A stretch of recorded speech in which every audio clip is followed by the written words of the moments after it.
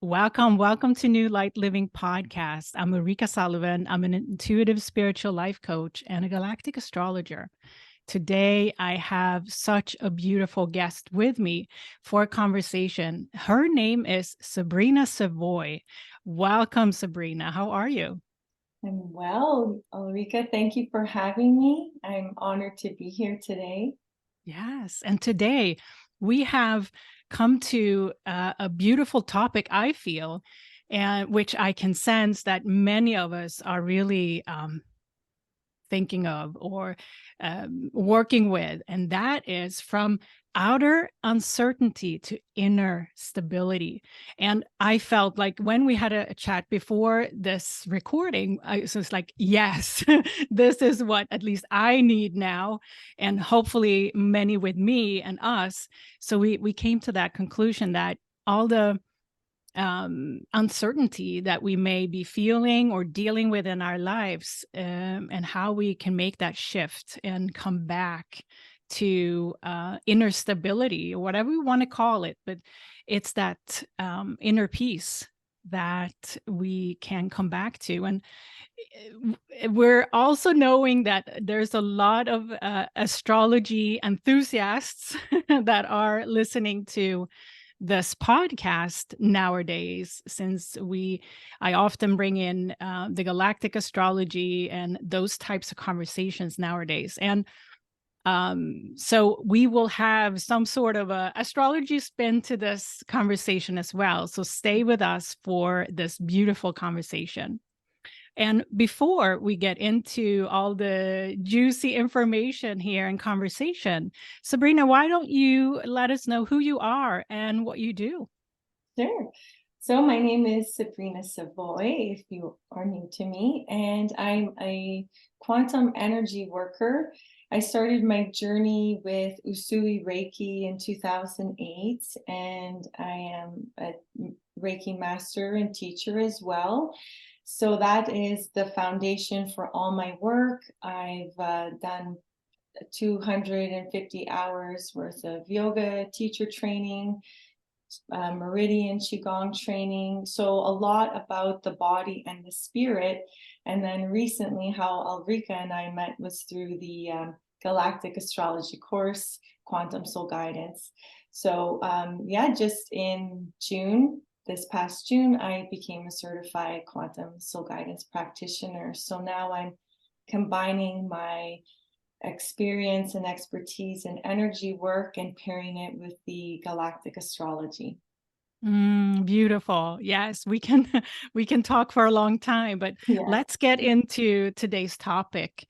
And first of all, Sabrina, why do you feel that this, you know, going from all the experience that we may have around uncertainty, maybe outer, but also inner uncertainty, why is it relevant to come into a way or find a way to find inner stability? Why is it relevant now?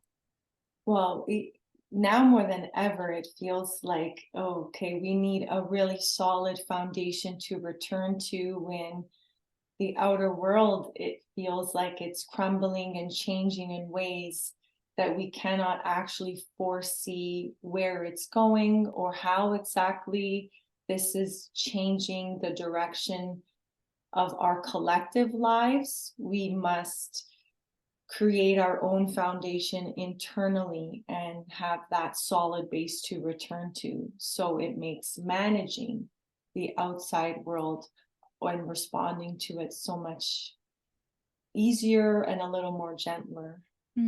Yes. Yes. And I think it feels like it's becoming more and more evident that we are in a phase now in our evolution where we're looking to individualize this way of how we come into inner stability, because for the longest time it may have been like the best top method, right, that everyone wants to follow, but that's that's not really what we're talking about here. Right. It's more individual. We're Yeah. realizing, oh, it's not one size fits all. We have different ways to find that inner stability. And through that, we all experience the outer reality slightly different as well. Yes. So let me ask you this. I'm just curious, when you define inner stability, what Hmm. comes to you? Okay. Well, I love that question, but inner stability for me means like it's my home to return to, that I know when I return to this place, I'm safe and the floor is steady. It's not shaking underneath my feet. Um, so it's that place of comfort that I know always exists within me when everything else feels uncontrollable or chaotic. Mm. Yeah, so let's soak that in for a moment, because this inner stability is, I feel that that's really something that has a unique texture within each person. It's a unique kind of garden, if you call it that, with different Mhm. flowers. And it feels like it's also this adventure that we Yeah. are invited to go on to expand that inner garden. Like, what is it that we can find out that we actually is bringing us comfort? Wow. I Yeah. love that you called it an adventure. Um, and that feels like a great opportunity to share an adventure. And um,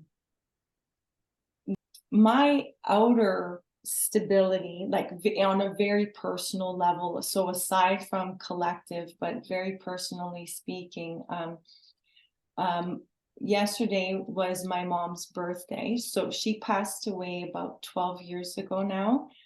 Um, and she was born on a full moon. So yesterday was a full moon. So it was a really powerful day for me.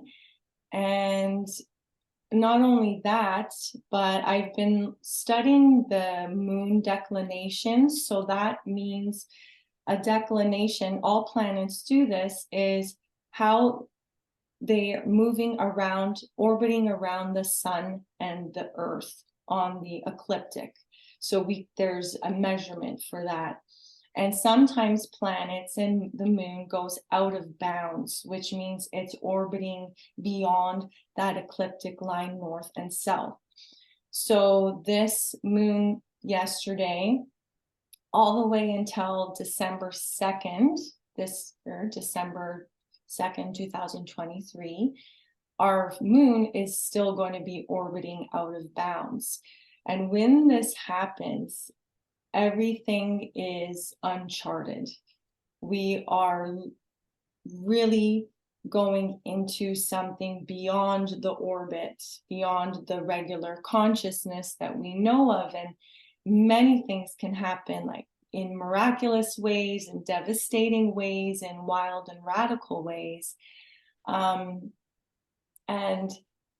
I'm personally experiencing something quite radical and wild, and I'm not sure how to make sense of it. So I've literally been needing to take my own medicine so I can show up here today to do this interview with you.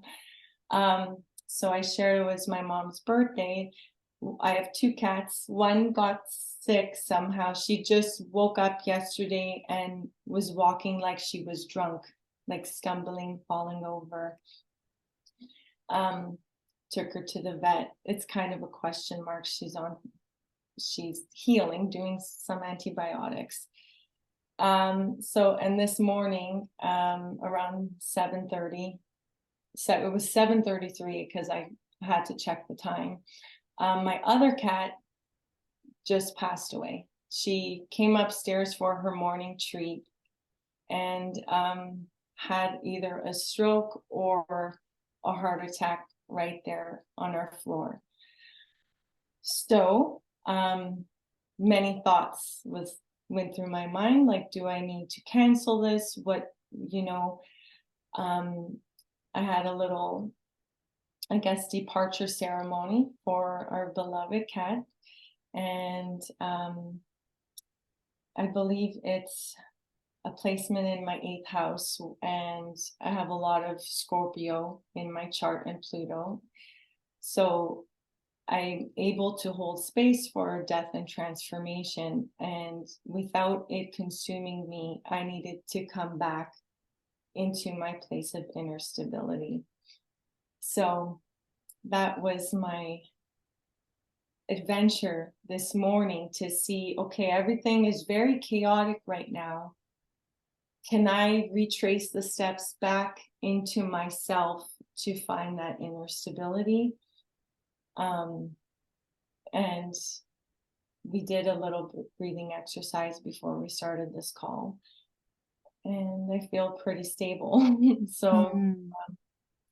yeah, yeah, Oh, Sabrina, I'm so sorry for your loss of your cat, and hopefully the second cat is gonna be all good. But really, thank you. truly sorry for your loss, and thank you for showing up here to share this very profound example of exactly what we're talking about. How do we let that experience of chaos, uncertainty flow through us and find inner stability in the moment, but also in the days, weeks, years ahead? Right. Hmm. Just thank you for sharing that. You're welcome. Ah, Yeah, just yeah, I wanted to still show up. I thought this was exactly our topic on a personal level. And yeah. yeah, here is the adventure.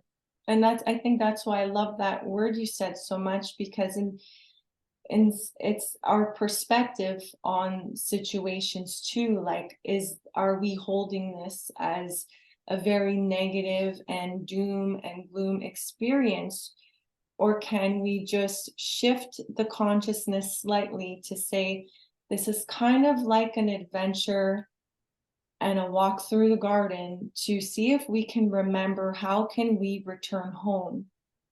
You can still feel all the feelings, the sadness, the grief, the uncertainty, because that is an actual reality. But can we hold space for all these feelings and emotions in our place of feeling stable and feeling like we're home and safe to do that? Mm, beautiful.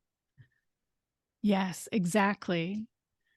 What we're talking about here today too, and our intention to help support building a greater foundation for how we walk that path to always come back to that inner stability, whatever is showing up on our in our day, um, and what that is. So I'm just going to move on here to ask you of some of your experiences of how to find that out within ourselves. What actually works in terms of how we define inner stability, like, and actually match it with something that we can anchor to the Mhm. physical realm. Because it could be a practice. For many of us, it's to actually have some sort of practice or ritual that we can return to um, every day, that Right, we know for a fact that works, that always will bring us to that higher vibration, no matter if it's a, like for you, it was a really, sounds like very, very traumatic. And some days are not like that, but right. that same ritual, same practice that works for you, and you were reaching for it.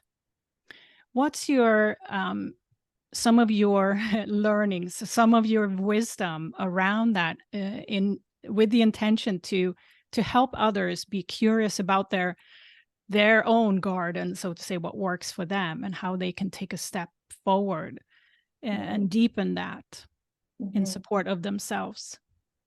Okay. Well, first I want to start off by saying there is no right or wrong way, and it's also okay if the way you get to that place of stability changes, that it's not exact every single time, especially for people maybe with more air in their chart or more water, where holding a schedule or a routine is a little challenging, to put the pressure on ourselves to feel like, oh, it has to be done this way or else I'm doing it wrong or whatever. That's just going to create more of a panic or chaotic energy. So first, just be okay with the system or whatever you're using to change. You're allowed to change, and the system's allowed to change. So right away, it doesn't matter. It's okay. Or if you do like the routine and the schedule, if you're more of that earth sign or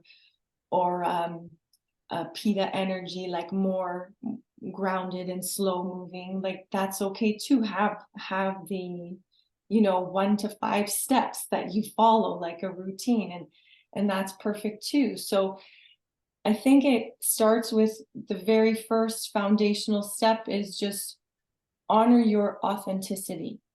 If so and so says have a schedule, but a schedule doesn't work for you, accept that.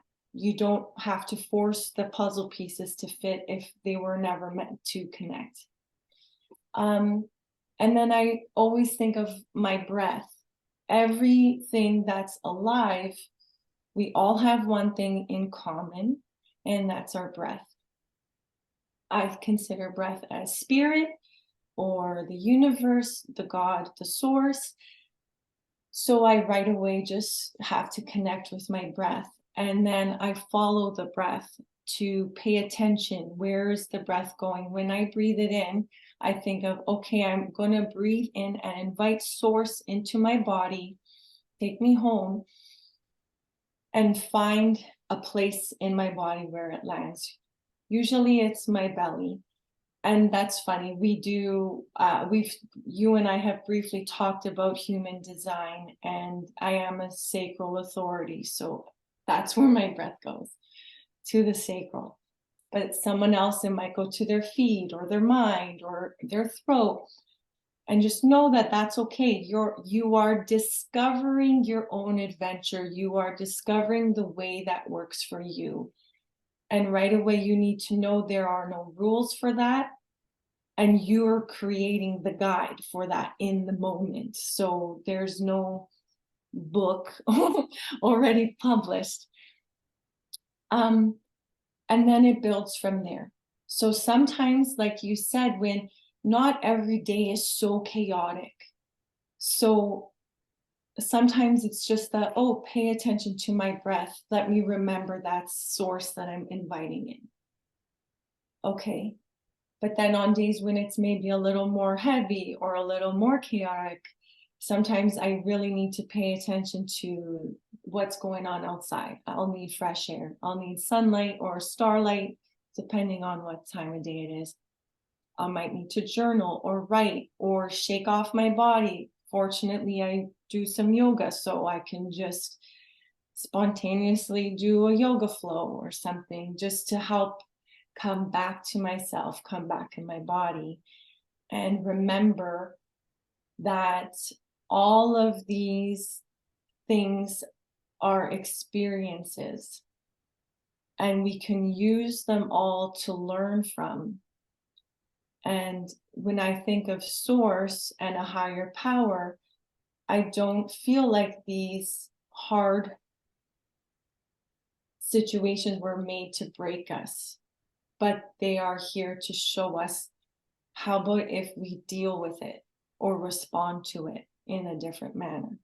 Then what? So I'm really trying to be aware of that wisdom and pull it in as I live this life. Mhm. Oh, so beautiful. Thank you for that wisdom, Sabrina. It's that, yeah, what you're saying is that it really is a journey of self-awareness and, in a way, also self-respect, Mm. because it has to be a part of us that wants to make that shift from being in the space of uncertainty or worry or fear, right?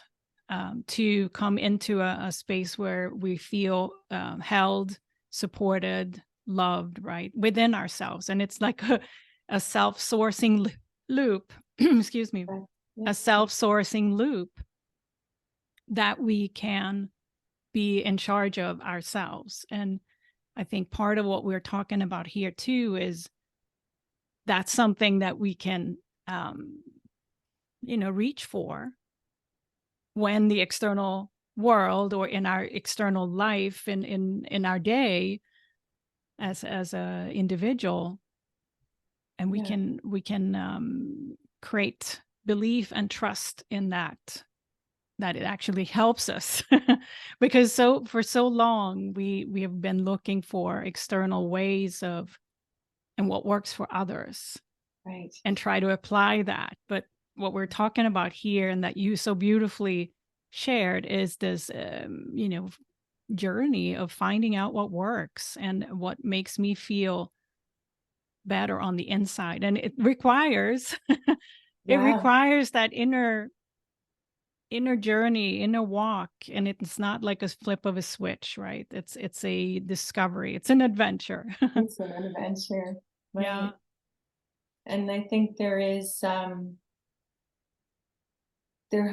there needs to be some kind of belief in um, self-responsibility and becoming aware that as a collective, many humans right now are really taking action steps to overcome victim consciousness or victim mentality.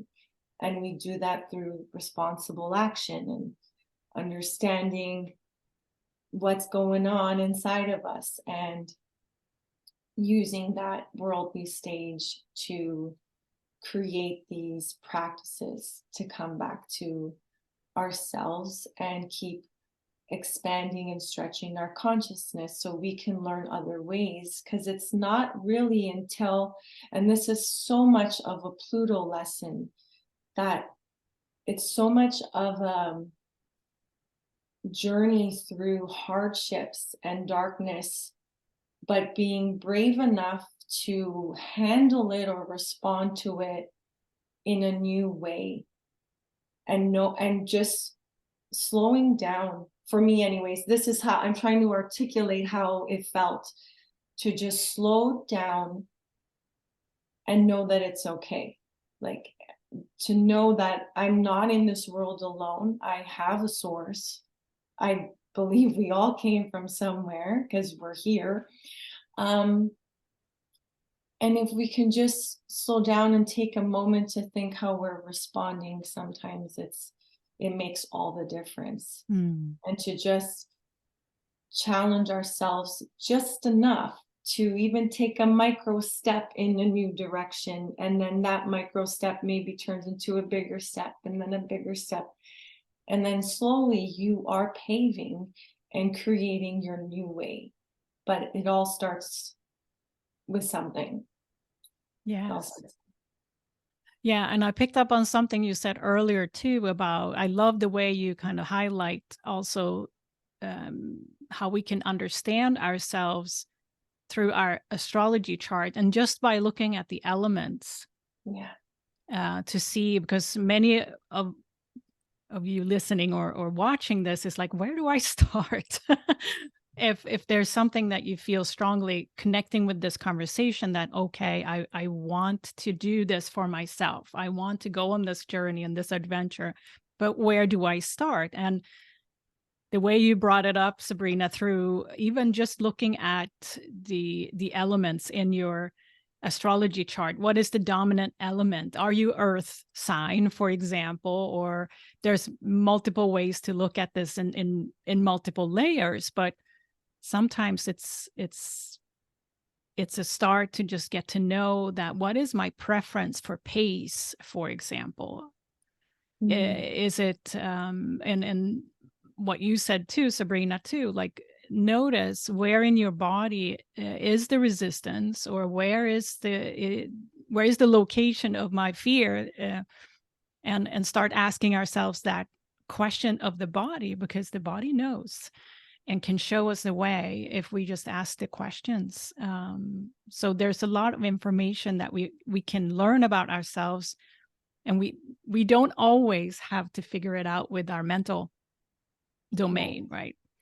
So part of it, the message here is, I feel too, is that there are other ways to gain information about ourselves and what works for us than just asking, how can I figure it out, right? It's an opening of ways of receiving information. So I love that. Yeah, I do too. It's like an invitation to take one step at a time. Like, okay, if I can just come back to my breath. I'm using myself as an example because that's usually how it starts. I'll come back to my breath. And then once that feels okay, something else will reveal itself. And then you just take those steps one by one instead of having it all mapped out. Sometimes it might happen like that, which is great. And sometimes it doesn't happen like that, which is also great. So really giving ourselves permission to experience the full spectrum of life. And so let me ask you this. What is one of the best things that have come out of you having this practice or way, or knowing about what works for you to come back to inner stability? And today obviously was a clear example of a benefit, so to say. But in general, what is one of the best things that have come out of this? It makes me a more confident person. It helps to put self-doubt at bay, because I've seen myself in very challenging circumstances, and I witness myself how I respond. And I know if I wasn't strong on the inside, that it would have been a very different outcome or experience. So to return back to the inside, where there is a home and there is some stability, it helps me feel as a person in general just more calm and connected to who I am. So when other, masks come your way and try to pull something out of you that's not really you, you already know what's kind of happening. Like, oh, they're either instigating me or trying to get a response out of, or something. That's just one example. There could be millions, but that's just what came to mind. Yeah. It just makes you more solid in who you are. Beautiful. Yeah. And if we want to talk about also, we talked about the squares in our life, right? And astrology is so beautiful because it can give us a heads up on when squares are happening in our lives. Basically, in our chart indicates often what we're invited to grow into, or see from a different perspective. And I want to encourage everyone that is having their birth chart and overlay the transits, how the planets are traveling, and go see if there is some sort of square coming up in your chart, because that can often indicate a period of time, whether it's a slow moving planet or if it's a faster moving planet, such as the personal planets. It can highlight with pretty good accuracy some sort of growth opportunity, learning, or challenge that we were faced with. So I just want to encourage everyone to kind of look ahead a little bit, maybe for the next 6 months, and see if Exactly. there's an evident square in your chart, built between the transits and your personal planets. Because often what we're talking about here is to empower ourselves with the knowledge, the heads up, the look ahead, if you will. And that's why astrology is so beautiful, I feel. That we So my Pluto, natal Pluto, is in my 6th house, and then I count 4 houses, and then that's where I'll find the transiting Pluto. So 1, 2, 3, 4, and there's Pluto in my 9th house. So it goes from my 6th house, and then transiting Pluto is in the 9th. And that's where a lot of my hard lessons, or the push to transform myself and expand, is showing up in these places.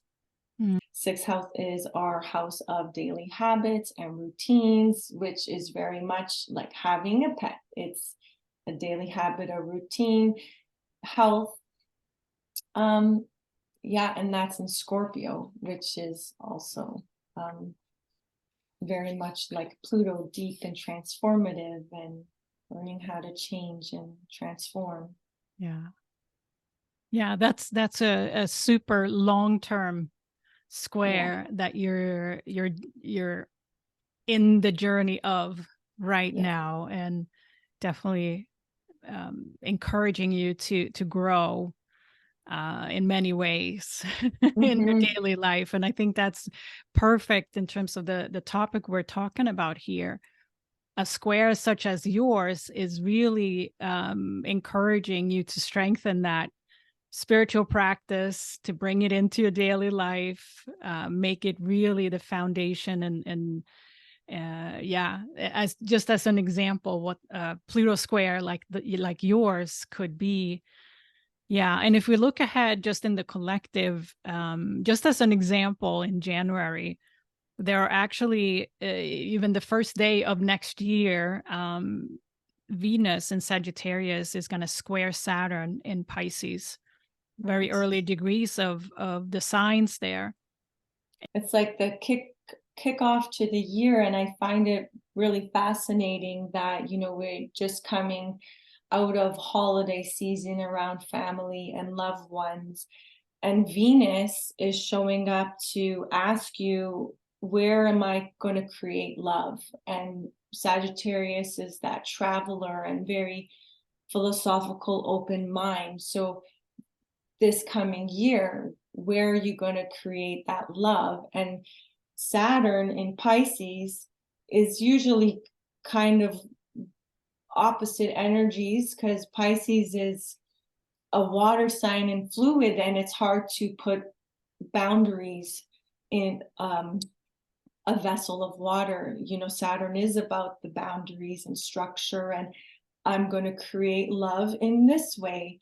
But what it feels like is, if we take that same lesson as I mentioned earlier, like, how can we change or heighten the perspective on these placements, instead of saying, okay, it's going to be bad because Pisces and Saturn are, one is hard, one is water, that's bad. How about if we say, the water is helping you hold compassion for building these boundaries where you're creating your love, and maybe that's the invitation to create that love for yourself, so you have this home to return to for the rest of your life. But it's such a great stepping stone, and like the first step into the new year in this calendar system, right? Yeah. This I is awesome because we're here now, end of November, so we have a whole month Yeah, we could think to think about about this. how are we gonna, when the square shows up in the collective on January 1st, as an example, is we get a Oh, heads up. Oh, I oh, got did you just do balloons? I did. Like That's so cool.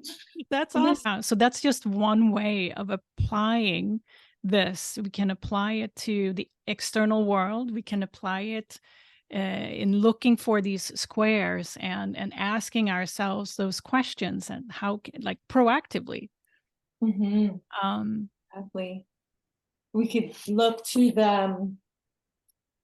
the galactic alignments for just to like give the viewers a nice yeah. uh, insight into this first square of the year. Saturn is going to be sextiling with the super galactic center at only 53 seconds. So or orb. So that's a very tight degree, which is very powerful. The sextile is that more positive, almost like your spirit guides are encouraging you and supporting you, and like your cheerleaders. Yes, you can do this. And then the square with Saturn, Saturn is actually conjunct Fomalhaut, one of the royal stars, at 56 seconds. So, I mean, there's such a divine sprinkle of light on this square. So Yeah. it's like our source is encouraging all of us to grow and expand through the challenges. Where can we stretch and fill into love even more? Absolutely. Wow. Yes. And thank you for bringing in that as well, because, this is it's at, for those who are curious, it's at 3 degrees, 18 minutes, which is the first decan also. So there is an invitation here to actually do something physical about it, right? To bring it into form.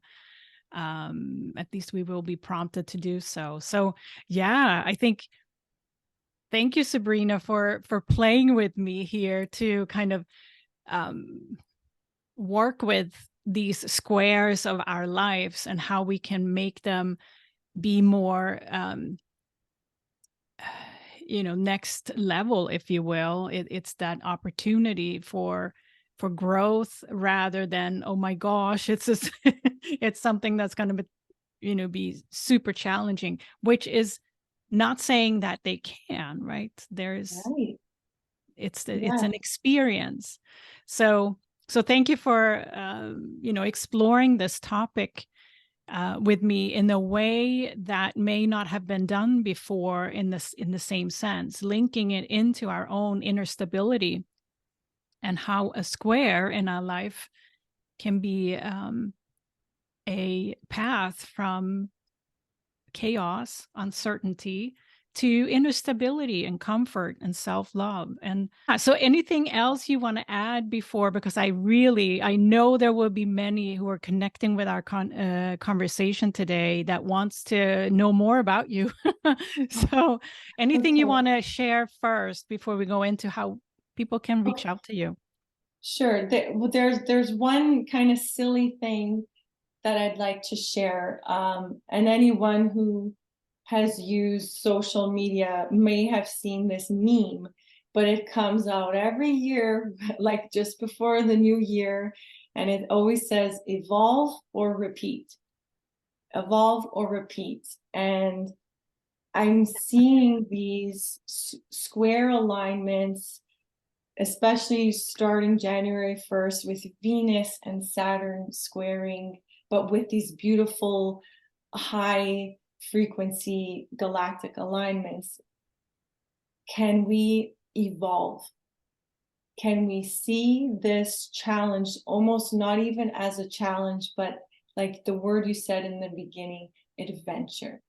Can we see this as our adventure of life?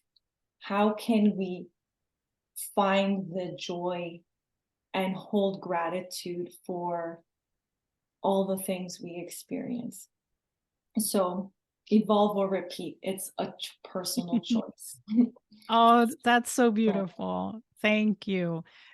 Perfect way to wrap this podcast episode up. So, Sabrina, how can people reach out to you? where can they find you? Okay, thank you. You can find me on my website, which is piscesmoon.ca. I'm a Pisces moon, so it's very fitting, piscesmoon.ca. It's a Canadian website. I'm here just around Toronto, but I work worldwide. Sessions for energy work and quantum soul guidance are done remotely. So yeah, my website has all the information. I also have Instagram. I'm at piscesmoon.love. And I have a YouTube channel too, but I actually don't remember if it's piscesmoon.love, like my Instagram, but everything is on my website. So you can find me there. Beautiful. Go check out Sabrina's website and all the beautiful offerings that she has there. So let's just leave this podcast episode with a question. Sabrina, what do you live by? Spirit. Spirit. It's Namaste to that. Thank you so much. Thank you, everyone who's tuned in, listening, watching to New Light Living podcast. I'll be back soon with another episode. Thank you so much. Thank you, Sabrina. Thank Bye. you. Bye.